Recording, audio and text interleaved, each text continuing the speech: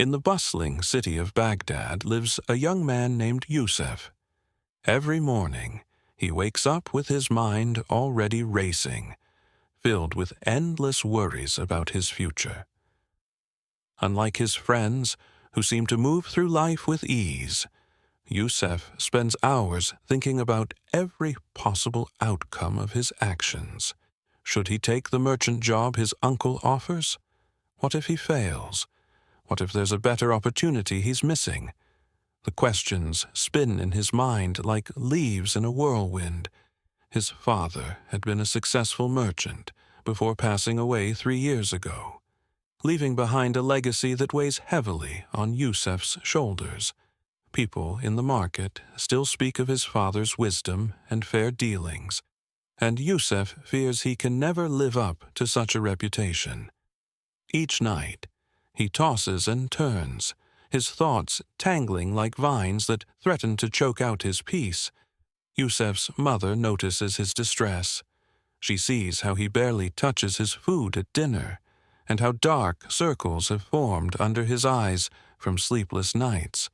His younger sister, Fatima, tries to cheer him up with jokes and stories, but even her efforts only provide temporary relief from his constant worry. "My son," his mother says one evening, watching him push his food around his plate, "why don't you visit Sheikh Hassan at the masjid? He has helped many troubled hearts find peace. Your father used to say the Sheikh's words were like cool water on a hot day."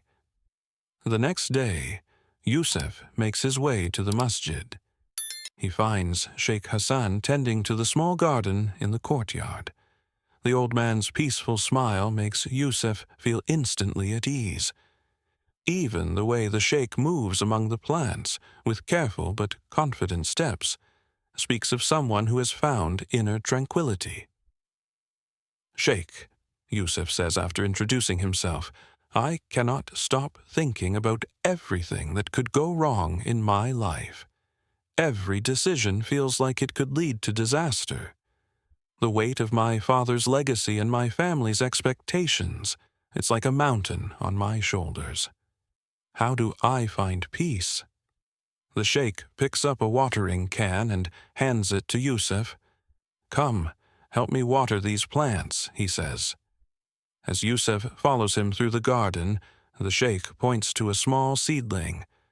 "Tell me, when you plant a seed, do you dig it up every day to check if it's growing?" "No, that would kill the plant." "Exactly," the sheikh smiles. "Yet that is what you're doing with your thoughts. Allah has planted the seeds of your destiny, but you keep digging them up with worry. Look at these flowers. They don't worry about blooming. They simply turn toward the sun and trust in Allah's plan." The sheikh leads Yusuf to a section of the garden where various plants grow together. "See how these plants support each other? The tall ones provide shade for the smaller ones. The climbing vines use the stronger plants for support. Even in nature, Allah shows us that we don't have to carry our burdens alone." He then shows Yusuf a rose bush. "See these thorns. They protect the rose, but they're also part of its beauty. Your worries are like thorns. They can protect you from being careless, but if you focus only on them, you'll miss the beauty of the rose that Allah has planned for you." Over the next few weeks, Yusuf begins spending time in the masjid's garden. He learns to pray with full concentration, letting his worries flow away like water from the leaves. When anxious thoughts come, he remembers the sheikh's words and practices saying, "Alhamdulillah, praise be to Allah," instead of dwelling on his fears. The sheikh teaches him to tend to different plants, each offering its own lesson. The sturdy olive tree teaches patience, as it takes years to bear fruit. The sweet-smelling herbs teach that even small things can have a powerful impact. The seasonal flowers teach acceptance of life's cycles. Slowly, Yusuf notices changes in himself. He starts sleeping better, his appetite returns, and he decides to sit down and make a vision for his future, not because there is less anxiety now, but because he is okay with making a bad decision. After all, Allah knows what is best for us. It was a painful experience for him to think about his future career, but he dares to think about it. When his uncle mentions the merchant job again, Yusuf makes istikhara prayer and then accepts the position with a peaceful heart, trusting that Allah will guide him to what is best. 1 year later, Yusuf sits in the same garden with Sheikh Hassan. The merchant business is doing well, and Yusuf has even started teaching other young Muslims about dealing with anxiety through trust in Allah. His mother tells everyone that he reminds her more and more of his father, not just in his business dealings, but in his gentle wisdom. The sheikh points to a beautiful rose bush, the same one he had shown Yusuf a year ago. It's fuller now, with more blooms than before. "Remember what I told you about the thorns?" the sheikh asks.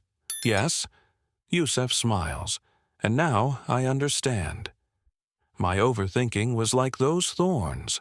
It was protecting me from something, but I was letting it overshadow the beauty of faith. The real protection comes from trusting in Allah's plan." The sheikh nods approvingly. "You have learned well, my son. Remember, Allah says in the Quran, perhaps you hate something, and it is good for you. And perhaps you love something, and it is bad for you. And Allah knows, while you know not." Yusuf looks at the garden, now full of blooming flowers.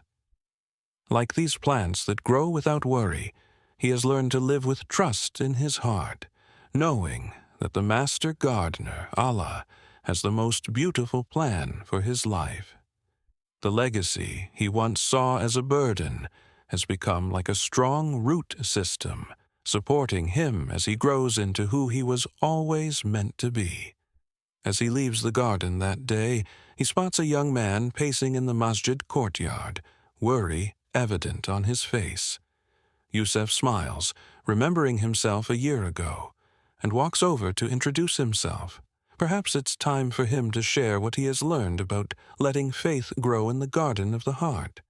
If you liked this video, make sure to hit the like button, because when you hit the like button, I get a dopamine hit, and it encourages me to make more videos for you. Take care, and see you in the next video.